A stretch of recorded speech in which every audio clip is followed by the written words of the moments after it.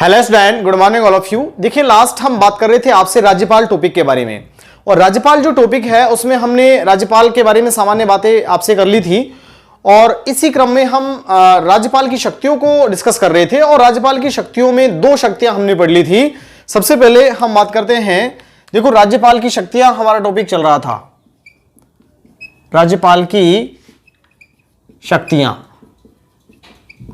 और राज्यपाल की शक्तियों में सबसे पहले हमने कार्यकारी शक्तियों की बात कर ली थी आपसे। नंबर फर्स्ट, कार्यकारी शक्तियां, और नंबर सेकंड हम डिस्कस कर चुके थे आपसे विधायी शक्तियां।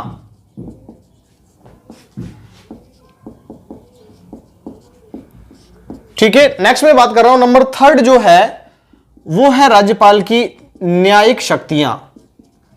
न्यायिक शक्तियां, देखिए राज्यपाल की न्यायिक शक्तियों में सबसे पहले डिस्कशन किया जाए आर्टिकल 233 की, आर्टिकल 217 की।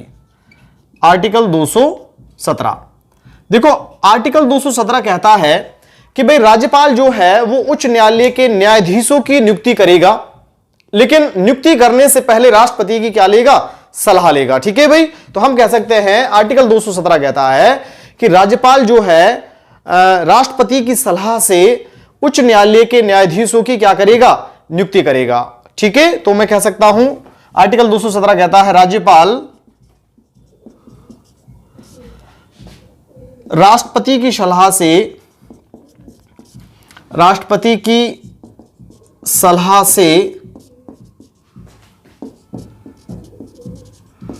उच्च न्यायालयों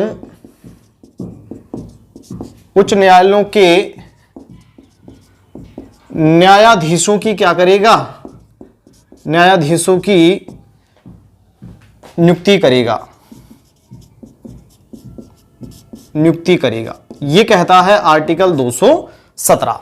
ठीक है भाई, उसके बाद फिर हम बात करते हैं न्यायिक शक्तियों में ही आर्टिकल 233। आर्टिकल 233, देखो आर्टिकल 233 क्या कहता है कि भाई राज्यपाल जो है मुख्य न्यायाधीश, उच्च न्यायालय के मुख्य न्यायाधीश से सलाह करके अधीनस्थ जो न्यायालय है उनके न्यायाधीशों की क्या करेगा, नियुक्ति करेगा। अधीनस्थ न्यायालय मतलब जिला न्यायाधीश वगैरह जो है उनकी नियुक्ति जो की जाएगी। देखो उच्च न्यायालय के न्यायाधीशों की नियुक्ति तो कौन करेगा, राष्ट्रपति की सलाह से करेगा। ठीक है भाई, अब मैं बात कर रहा हूं अधीनस्थ न्यायालय।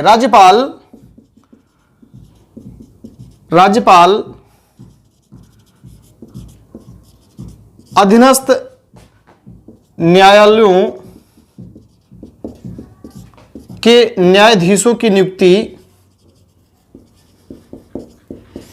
न्यायाधीशों की नियुक्ति उच्च न्यायालय के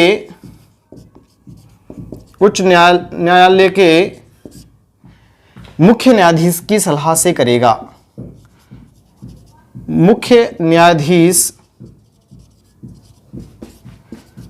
की सलाह से करेगा।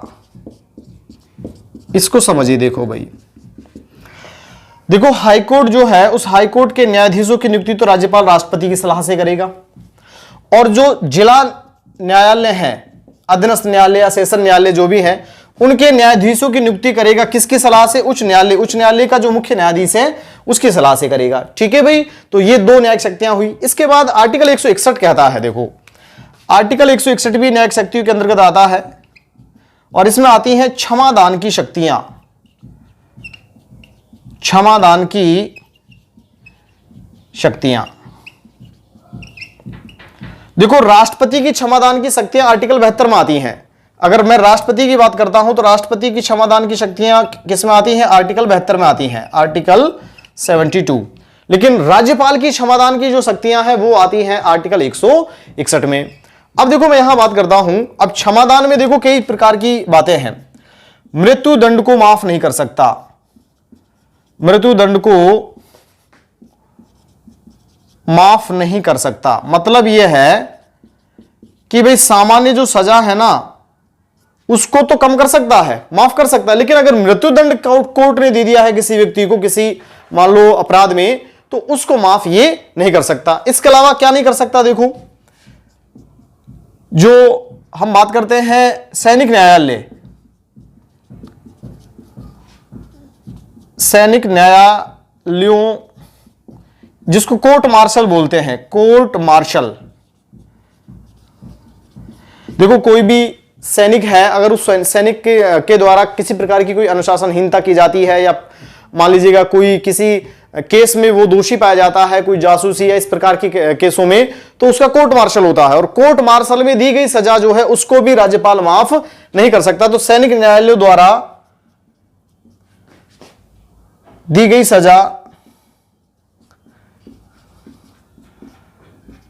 को माफ नहीं कर सकता, माफ नहीं कर सकता। समझ में आया भाई? तो आर्टिकल 217 कहता है कि राज्यपाल जो है राष्ट्रपति की सलाह से तो क्या करेगा, उच्च न्यायालय के न्यायाधीशों की नियुक्ति करेगा। ठीक है भाई। और अधीनस्थ न्यायालयों में न्यायाधीशों की नियुक्ति करते समय उच्च न्यायालय के मुख्य न्यायाधीश से क्या लेगा, सलाह लेकर करेगा।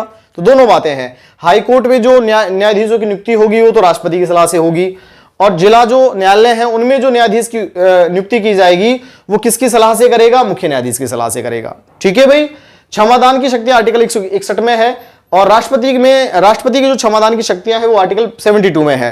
क्षमादान में मृत्युदंड को माफ नहीं कर सकता, और सैनिक न्यायालय जो कोर्ट मार्शल वगैरह जो है उसके द्वारा दी गई सजा को भी ये माफ नहीं कर सकता। ठीक है। तो ये हुई राज्यपाल की कौन सी शक्तियां, न्यायिक शक्तियां। उसके हाँ देखिए, उसके बाद नंबर 4 जो है, चौथी जो शक्ति है वो है वित्तीय शक्तियां। और वित्तीय शक्तियों में देखो कौन कौन सी बातें आती है। सबसे पहली बात तो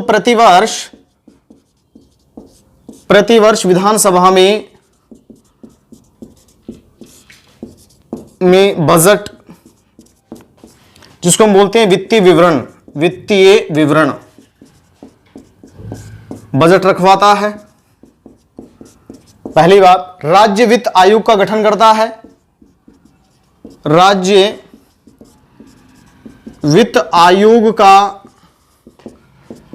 गठन करना, यह भी इसकी वित्तीय शक्तियों में आती है। इसके अलावा नेक्स्ट हम बात करते हैं, राज्यपाल जो है इसके द्वारा या इसकी पूर्व सिफारिश पर धन विधेयक और वित्त विधेयक, मतलब धन से संबंधित जो विधेयक है, बेसिकली पैसे से संबंधित जो विधेयक है, उन बिलों को विधानसभा में पेश करने से पूर्व राज्यपाल से अनुमति लेना।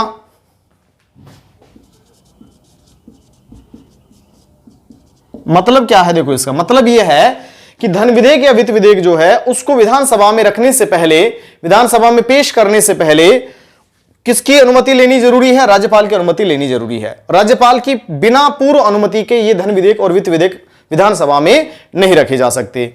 नेक्स्ट हम बात करते हैं राज्य की संचित निधि, राज्य की आकस्मिक निधि पर नियंत्रण रखना। इसका मतलब क्या है, इसका मतलब है कि भाई कुछ ऐसा फंड जो अचानक, मान लो कोई प्राकृतिक आपदा आ जाए, अचानक से उसकी जरूरत पड़ जाए, तो उस आकस्मिक फंड पर कंट्रोल करता है कौन, राज्यपाल। राज्यपाल जो है उसके अधिकार क्षेत्र में ये आकस्मिक निधि होती है, और जब उसको ऐसा लगता है कि भाई कोई प्राकृतिक आपदा आ गई है, अब इसको खर्च कर देना चाहिए, तो फिर राज्यपाल की सलाह से ही इसको खर्च किया जाता है, राज्यपाल की अनुमति से इसको खर्च किया जाता है। इसके अलावा हम नेक्स्ट बात करते हैं, राज्यपाल की सिफारिश के बगैर, राज्यपाल की सिफारिश के बिना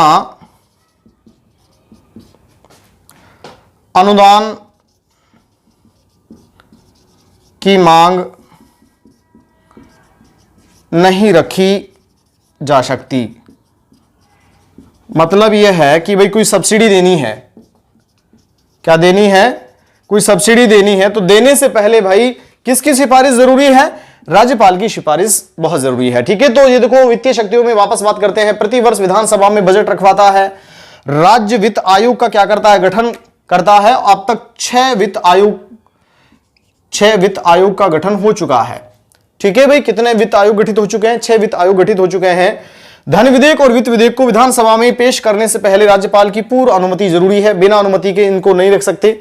ठीक है, आकस्मिक निधि पर नियंत्रण रखता है और बिना इनकी सिफारिश के किसी भी अनुदान की मांग जो है उसको विधानसभा में नहीं रखा, अनुदान की मांग नहीं विधानसभा में नहीं रखी जा सकती या किसी अनुदान की मांग नहीं की जा सकती। ठीक है भाई, तो ये कौन सी शक्तियां हुई राज्यपाल की? वित्तीय शक्तियां। उसके बाद देखो एक शक्तियां और बचती है, लास्ट नंबर 5 हम देखते हैं स्वयं विवेक की शक्तियां।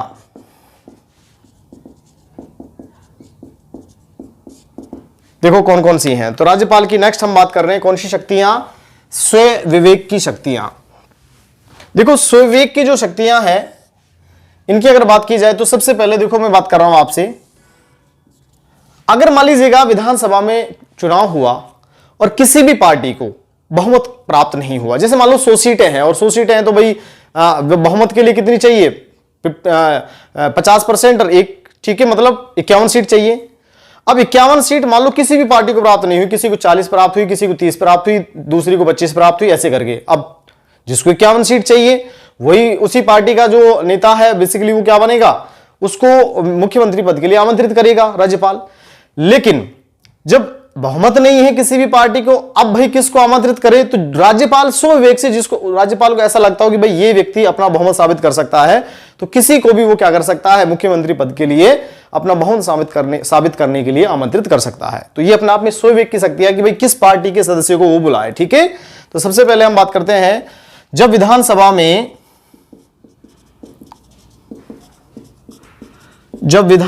में किसी भी दल को स्पष्ट बहुमत न मिले तब मुख्यमंत्री की नियुक्ति के संबंध में राज्यपाल को स्वयं विवेक की शक्ति प्राप्त है।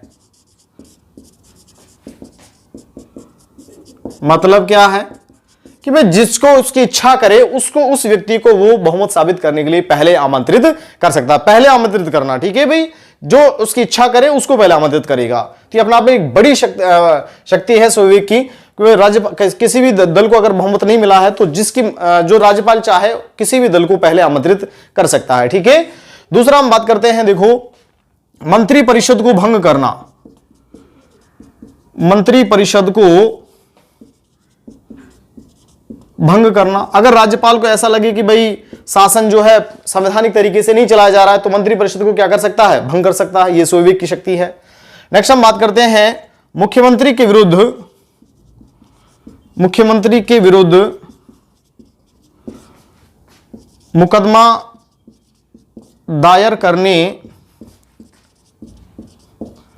दायर करने की अनुमति प्रदान करना। सामान्यतः मुख्यमंत्री के विरुद्ध मुकदमा दायर नहीं होता है, और अगर किसी केस में मुख्यमंत्री जो है उसके विरुद्ध मुकदमा दायर करना हो तो दायर करने से पहले राज्यपाल से क्या लेनी होती है? अनुमति। बिना राज्यपाल की अनुमति से मुख्यमंत्री के विरुद्ध कोई भी मुकदमा दायर नहीं हो सकता। ठीक है भाई, उसके बाद नेक्स्ट हम बात करते हैं राज्य में आपातकाल की सूचना।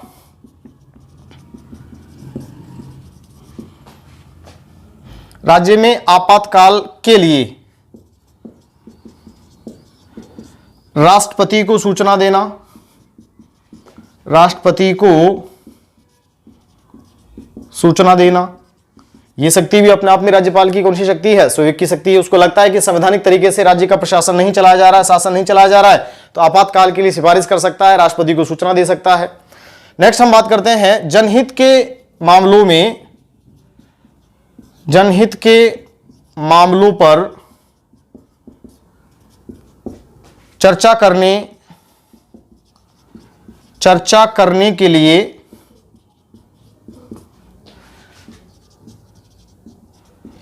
विधानसभा का सत्र बुलाना। राज्यपाल को ऐसा लगे कि भाई जनहित के कुछ ऐसे मामले हैं जिन पर चर्चा करना बहुत जरूरी है, तो राज्यपाल जो है कभी भी विधानसभा का सत्र क्या कर सकता है? बुला सकता है। तो स्वविवेक की शक्तियों में देखो सबसे महत्वपूर्ण शक्ति तो यह है किसी भी दल का बहुमत नहीं आने पर स्वविवेक से किसी भी दल के प्रमुख दल के व्यक्ति को क्या कर सकता है, मुख्यमंत्री पद के लिए आमंत्रित कर सकता है। दूसरा है मंत्रिपरिषद को क्या कर सकता है, भंग कर सकता है। नेक्स्ट है मुख्यमंत्री के विरुद्ध मुकदमा दायर करने से पूर्व अनुमति प्रदान करता है।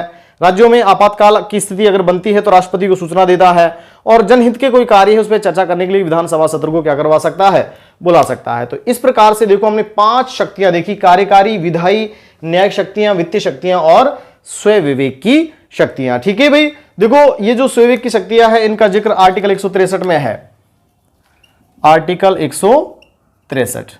ठीक है, आर्टिकल 161 में क्षमादान की शक्तियां थी। ठीक है, तो कुछ आर्टिकल वगैरह भी बहुत ज्यादा तो नहीं, लेकिन कुछ कुछ थोड़े बहुत तो आपको आर्टिकल भी याद रखने हैं। ठीक है, देखो अब मैं बात करता हूं कुछ अन्य महत्वपूर्ण तथ्यों की जो राज्यपाल से रिलेटेड हैं। सबसे पहले देखो राजस्थान में जो राज्यपाल का पद सृजित हुआ, राजस्थान में राज्यपाल के पद की शुरुआत जो है 1 नवंबर 1956 को हुई। तो सबसे पहले मैं कह सकता हूं राजस्थान में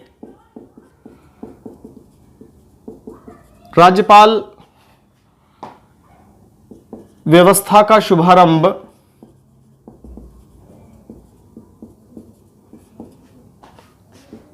1 नवंबर 1956 को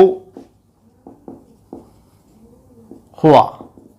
देखो 1 नवंबर 1956 से पहले राजस्थान में राज प्रमुख का पद हुआ करता था। ठीक है भाई, 7वें संविधान संशोधन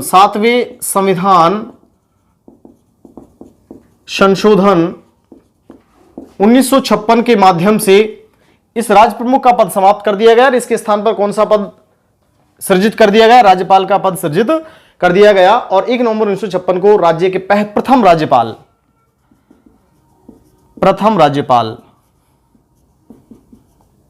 राज्यपाल बने सरदार गुरुमुख निहाल सिंह। सरदार गुरुमुख निहाल सिंह ये राज्य के पहले क्या बने, राज्यपाल बने। कब बने, 1956 से 1962 तक ये राज्यपाल रहे, 56 से लेकर के 62 तक। इसलिए हम कहते हैं सर्वाधिक लंबी अवधि तक राज्यपाल, सर्वाधिक लंबी अवधि तक राज्यपाल रहने वाले व्यक्ति कौन थे राजस्थान में, तो वो थे सरदार गुरुमुख निहाल सिंह। ठीक है भाई, तो प्रथम राज्यपाल सरदार गुरुमुख निहाल सिंह 1956 से 1962 और सर्वाधिक लंबी अवधि तक ये क्या रहे, राज्यपाल। अब तक देखो कुल 21 राज्यपाल नियुक्त, 21 व्यक्ति जो है वो अब तक राज्यपाल बन चुके हैं। और 21वें जो राज्यपाल बने हमारे वो बने कलराज मिश्र, श्री कलराज मिश्र। कलराज मिश्र जो है ये राज्यपाल बने, कब बने, 9 सितंबर 2019 को, 9 सितंबर 2019। तो व्यक्तिगत तौर पर देखा जाए तो 21वें राज्यपाल, व्यक्ति के तौर पर देखा जाए तो कितने, 21वें राज्यपाल बने कलराज मिश्र। ठीक है, वर्तमान में भी ये कंटिन्यू है। ठीक है भाई, 9 सितंबर 2019 से ये कंटिन्यू है, आज भी राजस्थान के राज्यपाल हैं। उसके बाद देखो नेक्स्ट हम बात करते हैं महिला राज्यपाल। राजस्थान के संदर्भ में देखा जाए तो महिला राज्यपाल कौन कौन सी बनी, तो राजस्थान के संदर्भ में महिला राज्यपालों की बात करते हैं तो सबसे पहले श्रीमती प्रतिभा देवी सिंह पाटिल। प्रतिभा देवी सिंह पाटिल ये राजस्थान की क्या बनी, प्रथम महिला राज्यपाल। कब बनी, 2004 से लेकर के 2007 तक रही। ठीक है भाई, इसके बारे में क्या कहा जा सकता है, प्रथम महिला राज्यपाल, प्रथम महिला राज्यपाल पहली बात। और प्रथम महिला राज्यपाल जिसने पद से त्याग पत्र दिया, तो पद से त्याग पत्र देने वाली भी प्रथम महिला राज्यपाल है। ठीक है भाई, 2007 में इन्होंने राज्यपाल के पद से इस्तीफा दे दिया और चुनाव लड़ा, किसका, राष्ट्रपति का चुनाव। कौन सा चुनाव, राष्ट्रपति का चुनाव लड़ा। और ये देश की क्या राष्ट्रपति भी रही 2007 से 2012 के बीच। ठीक है, 2007 से लेकर के 2012 तक ये क्या रही, राष्ट्रपति रही। ठीक है भाई, कौन, प्रतिभा देवी सिंह पाटिल। उसके बाद दूसरी जो महिला राज्यपाल है वो थी श्रीमती प्रभा राव, श्रीमती प्रभा राव, ये 25 जनवरी 2010 से लेकर के 26 अप्रैल 2010 तक राजस्थान की क्या रही, राज्यपाल रही। तो दूसरी महिला राज्यपाल श्रीमती प्रभा राव, पहली महिला राज्यपाल प्रतिभा देवी सिंह पाटिल। उसके बाद नेक्स्ट हम बात करते हैं नंबर थर्ड, तीसरी जो राज्यपाल थी वो थी Shrimati Margaret alba, Margaret alba. ये कब से कब तक राज्यपाल रही, 2012 से 2014 तक राज्यपाल रही। तो श्रीमती मार्गरेट अल्बा, तो 3 महिला राज्यपाल अभी तक बनी है हमारे पास। सबसे पहले श्रीमती प्रतिभा देवी सिंह पाटिल, प्रथम महिला राज्यपाल होने के साथ साथ जिसने पद से क्या दिया, त्यागपत्र दिया। दूसरी है श्रीमती प्रभा राव, तीसरी है श्रीमती मार्गरेट अल्बा। ठीक है भाई। उसके बाद देखो नेक्स्ट मैं बात करता हूं वे राज्यपाल जिनका पद पे रहते हुए क्या हुआ, निधन हुआ। तो नेक्स्ट बात की जाती है आपसे, वे राज्यपाल जिनका पद पे रहते हुए क्या हुआ, निधन हुआ।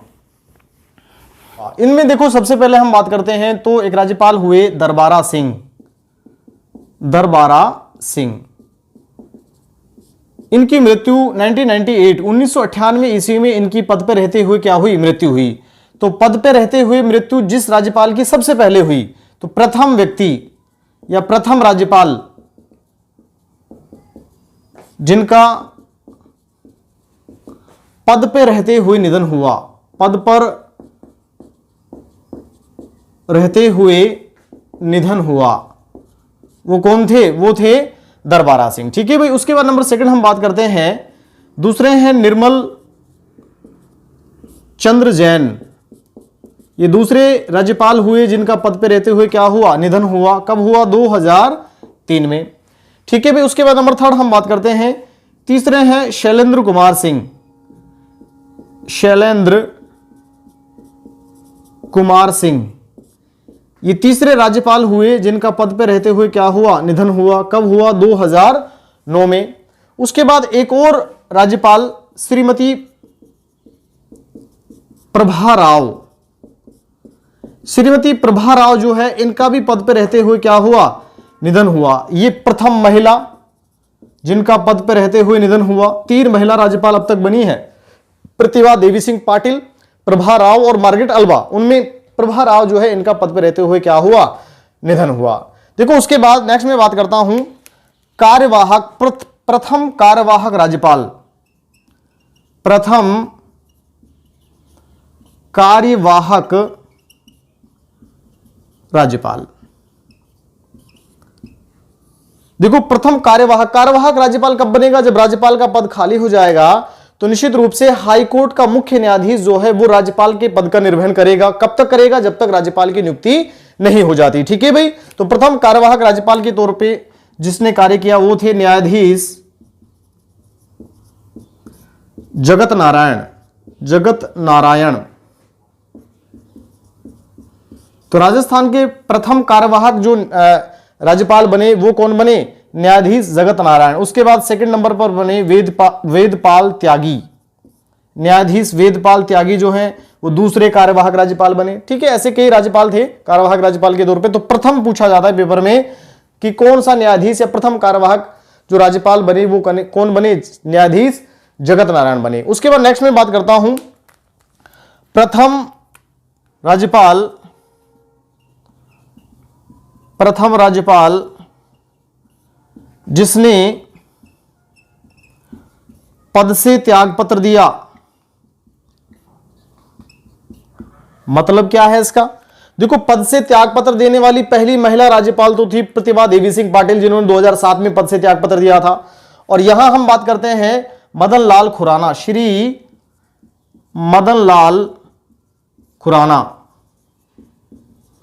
इन्होंने क्या किया, 2004 में राज्यपाल के पद से क्या दे दिया, त्यागपत्र दे दिया। ठीक है भाई। तो ये राजस्थान के पहले राज्यपाल थे जिन्होंने पद से क्या दे दिया, राज्यपाल के पद से क्या दे दिया, त्यागपत्र दिया। हालांकि इसके बाद देखो श्रीमती प्रतिभा देवी सिंह पाटिल ने भी 2007 में त्यागपत्र दिया, तो वो पहली महिला राज्यपाल थी जिसने पद से क्या दिया, त्यागपत्र दिया।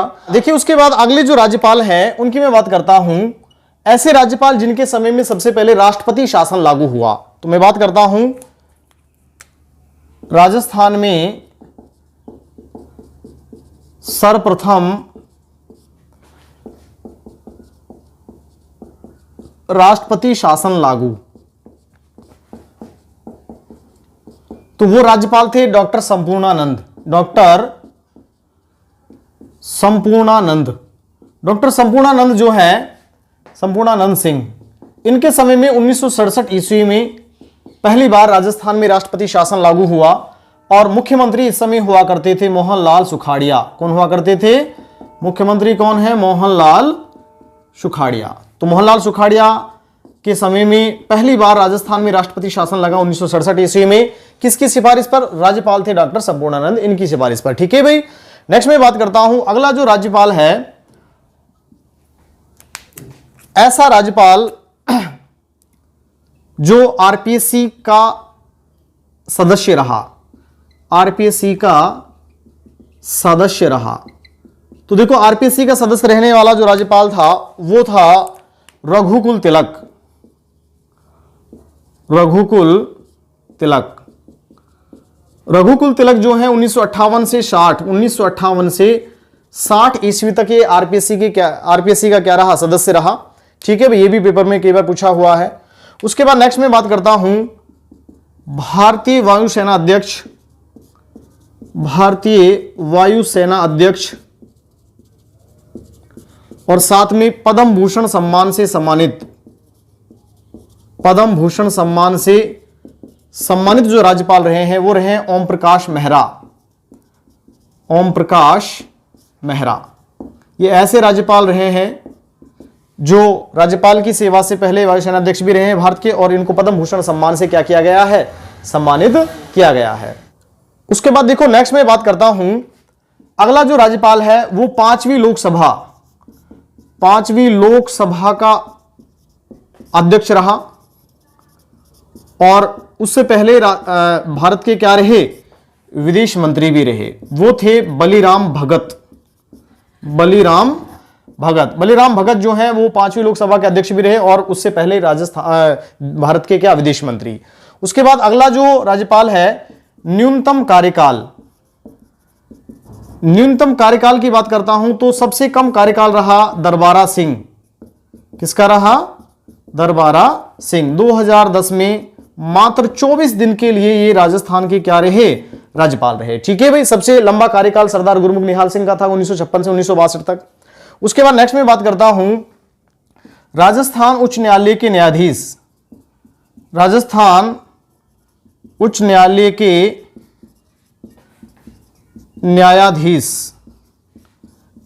जो राज्यपाल बने, कौन कौन से थे? एक तो था NL टिब्रेवाल और एक था अंशुमान सिंह। ये दो व्यक्ति थे जो राजस्थान हाईकोर्ट के मुख्य न्यायाधीश रहे। क्या रहे? मुख्य न्यायाधीश रहे और आगे चलकर फिर ये राजस्थान के क्या बने? राज्यपाल भी बने। तो देखो दो तीन बातें, आरपीएससी का सदस्य रहा रघुकुल तिलक और बाद में राज्यपाल बना, वायुसेना अध्यक्ष रहा, बाद में राज्यपाल बना ओम प्रकाश मेहरा, पांचवी लोकसभा अध्यक्ष रहे और बाद में राज्यपाल बने कौन? बलीराम भगत, और न्यूनतम कार्यकाल दरबारा सिंह, और राजस्थान उच्च न्यायालय के मुख्य न्यायाधीश दो व्यक्ति NL टिब्रेवाल और अंशुमान सिंह, ये दोनों भी राजस्थान के राज्यपाल बने। तो देखो इस प्रकार से हमारा ये जो टॉपिक है राज्यपाल वाला यहां फिनिश हो जाता है। नेक्स्ट क्लास में हम आपसे बात करेंगे राजस्थान में मुख्यमंत्री या राजस्थान में विधानसभा और विधान परिषद और फिर उसके बाद मुख्यमंत्री। ठीक है भाई। तो आज के लिए इतना ही, धन्यवाद।